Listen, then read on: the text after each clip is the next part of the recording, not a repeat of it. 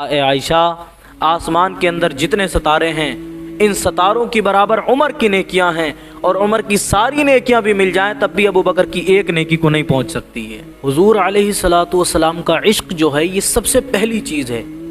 آج لوگ عشق کا دعویٰ کرتے ہیں کہ ہم حضور سے محبت کرنے والے ہیں، ہم اللہ کے رسول سے پکی محبت کرتے ہیں۔ جلسوں کے اندر آپ لوگ دیکھیں گے تو اعلان ہوتے ہیں کہ حضور سے محبت کون کرتا ہے، ہاتھ اٹھاؤ، تو سارے لوگ کے ہاتھ اٹھ جاتے ہیں۔ لیکن افسوس کی بات یہ ہے کہ ان جلسوں کے اندر شراب پینے والے بھی موجود ہوتے ہیں، سود لینے والے بھی موجود ہوتے ہیں، زناکار بھی موجود ہوتے ہیں۔ ایسے حال اور اس کے بعد میں کہتے ہیں کہ ہم اللہ کے رسول سے محبت کرتے ہیں۔ خدا کی قسم، اللہ کے رسول کی محبت یہ نہیں ہے، بلکہ جس طرح صحابہ نے اللہ کے رسول سے محبت کی تھی اس طرح سے محبت کریں۔ وہ محبتیں کیسی ہوتی تھی معلوم ہے؟ یہاں تک آتا ہے ایک صحابی کے بارے میں، وہ گزر کے جاتے تھے راستے سے تو ایک پیڑ کے نیچے گزرے اور اپنے چہرے کو لہو لہان کر لیا انہوں نے، ان کے امامے کے پیچ کھل گئے، پھر انہوں نے پیچ باندھے۔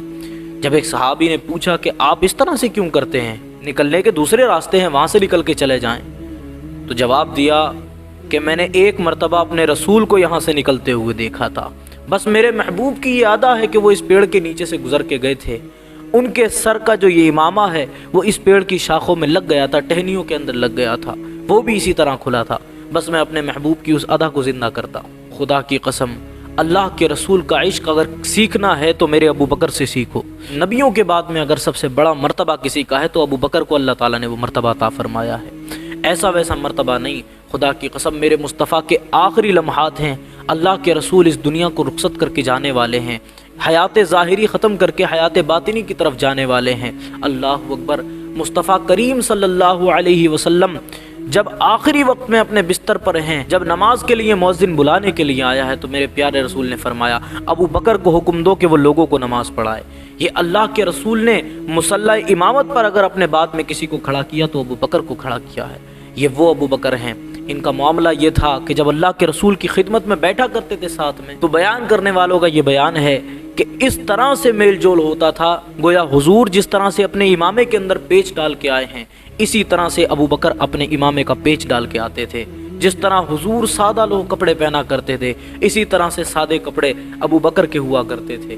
یہاں تک کہ کوئی آنے والا جب شک کرتا تھا اس معاملے میں کہ ان دونوں میں رسول پیغمبر کون سے، کیونکہ حضور کو سب نے نہیں دیکھا تھا، تو حضرت ابو بکر اس وقت میں اپنی چادر لے کر کے کھڑے ہو جایا کرتے، اللہ کے رسول سے دھوپ کو دور کرتے تھے، حضور کا سایہ کیا کرتے تھے، تاکہ لوگوں کو یہ پتہ چل جائے جو کھڑا ہوا ہے یہ غلام ہے اور جو بیٹھا ہوا ہے وہ سارے نبیوں کا امام ہے۔ یا رسول اللہ، جب آسمان کے ستاروں کی برابر عمر کی نیکیاں ہیں تو میرے باپ ابو بکر کا حصہ کہاں گیا؟ تو مصطفیٰ کریم صلی اللہ علیہ وسلم مسکرائے اور کہا اے عائشہ، آسمان کے اندر جتنے ستارے ہیں ان ستاروں کی برابر عمر کی نیکیاں ہیں، اور عمر کی ساری نیکیاں بھی مل جائیں تب بھی ابو بکر کی ایک نیکی کو نہیں پہنچ سکتی ہے۔